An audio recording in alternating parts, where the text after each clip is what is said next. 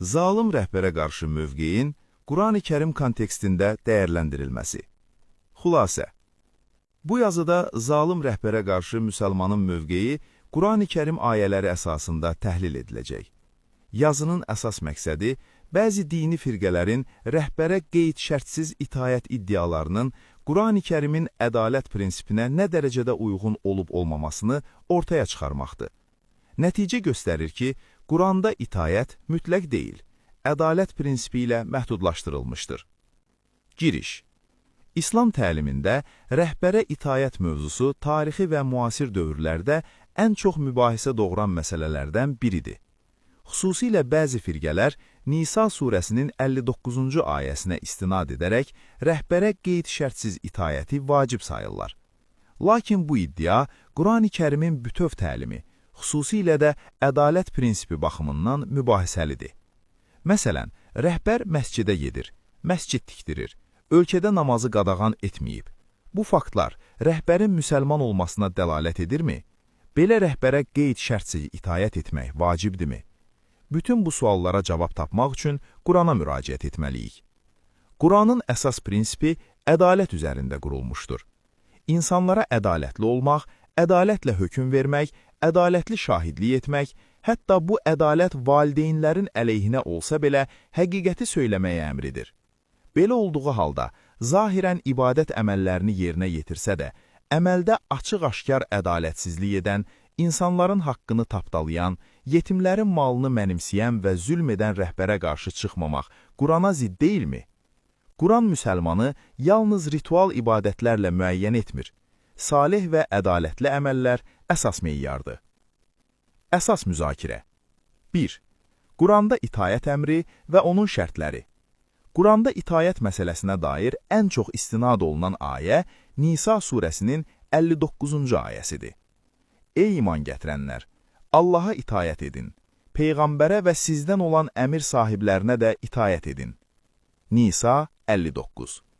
Lakin diqqət edilməli məqam budur ki, bu ayədən bir ayə əvvəl Nisa 58-də Allah açıq şəkildə hökm verir. Allah sizə əmr edir ki, əmanətləri sahiblərinə verəsiniz, insanlar arasında hökm verdikdə isə ədalətlə hökm verin.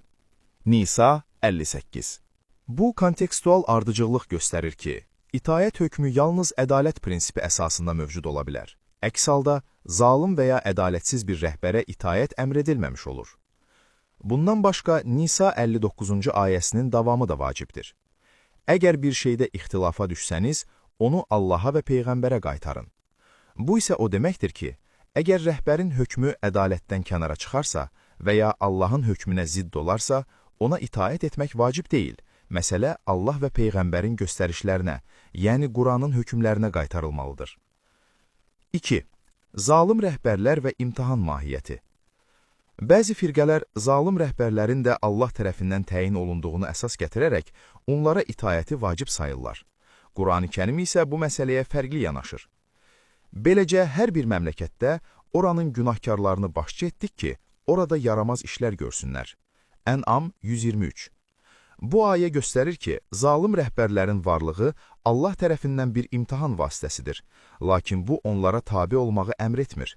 Əksinə, bu cür başçıların zülm əməllərinə susmaq, onları dəstəkləmək ədalət prinsipinə ziddir və Qurani Kərimin təməl qayəsinə qarşıdır. 3. Şeytan misalı, itayətin şərtsiz olmaması. Əgər arqument belədirsə, zalım rəhbərlər Allahın təqdiri ilə seçilib və bu səbəbdən onlara itayət vacibdir, o zaman bu məntiq şeytana da aid olmalıdır. Çünki Qurana görə şeytan da Allahın iradəsi ilə insanlara sınaq üçün möhlət verilmiş varlıqdır. Dedi, ey Rəbbim, mənə qiyamət gününə qədər möhlət ver. Dedi, sən möhlət verilənlərdənsən. Əraf 14-15. Bu fakt göstərir ki, Allahın bir şeyi sınaq üçün mövcud etməsi ona tabe olmaq vacibliyi demək deyil. Əksinə, möminin sınaq vasitəsinə qarşı haqlı müqavimət göstərməsi tələb edilir. Eyni prinsip zalım rəhbərə münasibətdə də keçərlidir. 4. İstisna hallar, ümumi mənafiyə, ədalətə xidmət. Digər tərəfdən bəzi hallarda rəhbər ədalətli mövqe sərgiləyə bilər.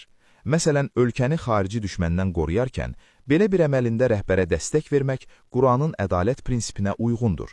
Bu zaman rəhbərin şəxsiyyəti deyil, konkret əməl qiymətləndirilir. Quranın ruhuna görə ədalət olan hər bir əmələ dəstək verilməlidir. Bir topluma qarşı olan kininiz sizi ədalətsizliyə sövq etməsin. Maidə 8.